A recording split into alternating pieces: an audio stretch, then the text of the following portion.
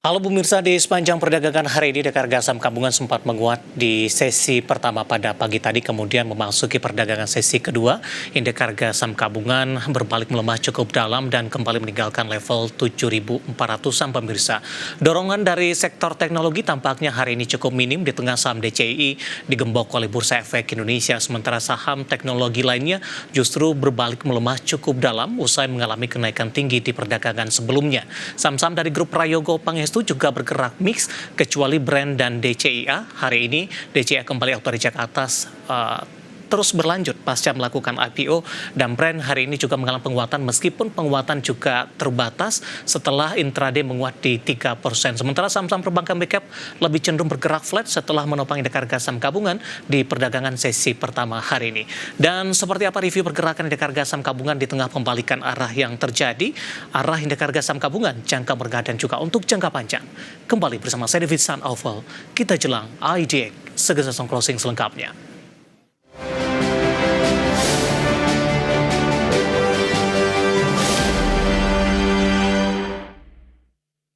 Pemirsa, mengawali perjumpaan saya akan coba sampaikan update pergerakan indeks harga saham gabungan 30 menit jelang penutupan perdagangan di sesi kedua hari ini, di mana indeks harga saham gabungan setelah mengalami penguatan signifikan di sesi pertama pada pagi tadi berbalik melemah cukup dalam hingga kembali ke level 7.300-an pemirsa. Di mana posisi saat ini indeks harga saham gabungan melemah di 0,53% di level 7.359,173. Secara intraday dibuka di sesi pertama pada pagi tadi di zona hijau di 7.440,286. Beberapa menit pasca pembukaan, indeks harga saham gabungan langsung mengalami penguatan signifikan hingga menyentuh ke level intraday tertinggi di sepanjang perdagangan hari ini, tepatnya menyentuh di 7.457,381.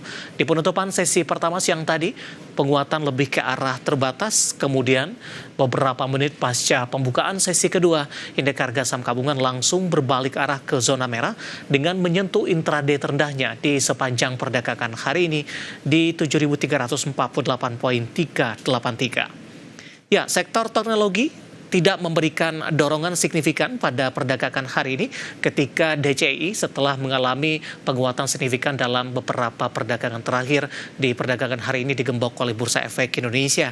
Sementara WiFi yang sebelumnya sempat naik signifikan hari ini berbalik arah melemah ke 3,39%, 2850. Begitu juga dengan WIRG yang sebelumnya sempat melesat di atas 30%, hari ini lebih cenderung tertekan di 0,86% di 115. Begitu juga dengan MTech yang ikut euforia sektor teknologi hari ini berbalik melemah dan saat ini cenderung flat di 615 setelah naik tinggi ke 635 di sesi pertama pada pagi tadi.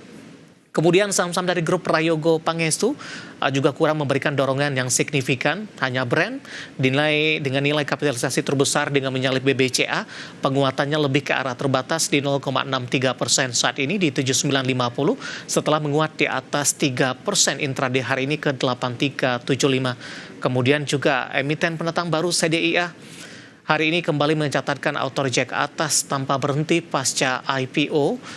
Di level 1.515 saat ini, kapitalisasi sudah di 189,12 triliun rupiah dan sudah menyalip dari kapitalisasi dari perbankan Big Cap BBNI. Kemudian saham dari Prayogo Pangestu lainnya cuan melemah ke 2,80%, BRPT turun dalam di 7% pemirsa. Kemudian dari perbankan Big Cap BMRI melemah di 0,21%, 4670, BBCA flat di 8450 dan melemah ke 8425. Sementara untuk posisi BBRI berbalik flat 3830 setelah menguat ke 3880 hari ini, dan juga untuk BBNI hari ini berbalik ke zona merah setelah menguat ke 4090 saat ini di 4050. Updatean pergerakan indeks harga saham gabungan 30 menit jelang penutupan sesi kedua hari ini, dan semoga bisa menjadi salah satu referensi untuk Anda.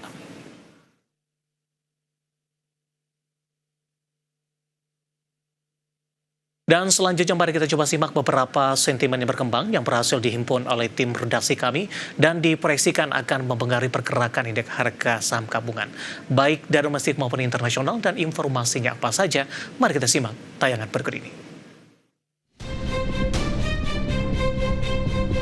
Melansir Reuters, Menteri Keuangan Amerika Serikat Scott Bessent menyatakan seluruh institusi The Fed perlu dievaluasi secara menyeluruh, termasuk efektivitas kerja.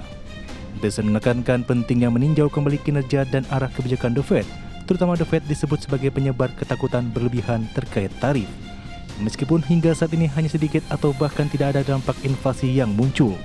Di sisi lain, Bessent menolak mengomentari laporan dirinya menyarankan Presiden Donald Trump untuk tidak memecat Ketua The Fed Jerome Powell. Wall Street ditutup beragam di Senin waktu setempat dengan sebagian indeks menguatkan optimisme terhadap musim laporan keuangan. Indeks S&P 500 naik 0,14% dan ditutup di level 6.305,60. Ini adalah pertama kalinya indeks S&P 500 mengakhiri sesi di atas ambang 6.300. Nasdaq Composite melonjak 0,38% ke rekor penutupan di 20.974,17.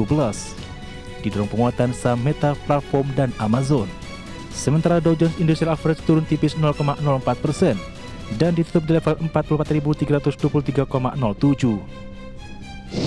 Dari Asia, Bank Sentral Korea atau BOK melaporkan indeks harga produsen atau Producer Price Index atau PPI untuk seluruh komoditas dan jasa tercatat di 119,77 di Juni, atau naik 0,1% dibandingkan bulan sebelumnya.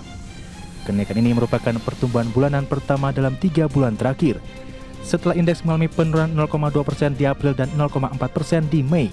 Kenaikan terjadi di tengah harga produk sektor pertanian, kehutanan, dan perikanan naik 0,6% dibandingkan bulan sebelumnya. Indeks ini merupakan salah satu indikator utama yang mencerminkan potensi inflasi di masa mendatang. Dari dalam negeri, Bank Indonesia merilis uang beredar dalam arti luas atau M2 di Juni 2025 tumbuh 6,5% year on year, lebih tinggi dibandingkan dengan pertumbuhan 4,9% year on year di Mei 2025. Dengan pertumbuhan tersebut, posisi M2 di Juni 2025 tercatat di Rp9.597,7 triliun, didorong pertumbuhan uang beredar sempit atau M1 sebesar 8% year on year, dan uang kuasi yang tumbuh 4,7% year on year. Peningkatan M2 dipengaruhi penyaluran kredit tumbuh 7,6% year on year, sedikit melambat dibandingkan bulan sebelumnya di 8,1% year on year. Sementara aktiva luar negeri bersih tumbuh stabil di level 3,9% year on year. Berbagai sumber untuk ID Action.